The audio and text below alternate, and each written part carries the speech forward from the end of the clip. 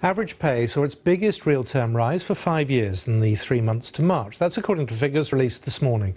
The strong economic news also showed unemployment continuing to fall. It's down 35,000 to 1.83 million. But there was caution from the Bank of England about the pace of recovery.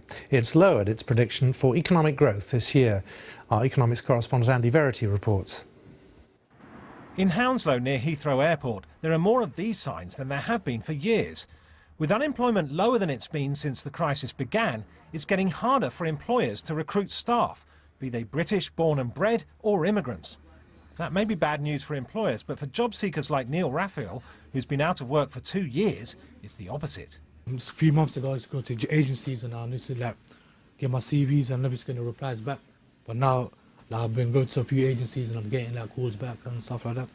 This here is our Centre of Operations consultants booking out staff. You have our reception ladies here.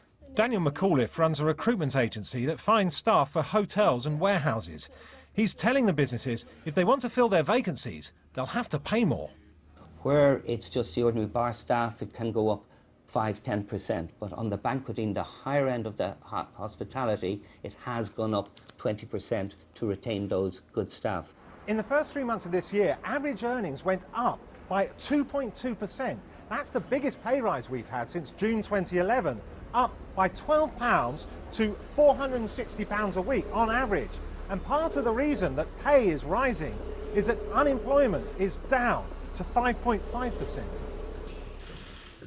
Today, the Bank of England governor said that wages had been held down by a plentiful supply of labour from immigrants and people working into retirement, but that's changing. In recent years, labour supply has expanded significantly owing to higher participation rates amongst older workers, a greater willingness to work longer hours, and strong population growth, partly driven by higher net migration. Such strong growth in labour supply is unlikely to be sustained. A high street tailor like Syra would have to boost her prices to pay higher wages.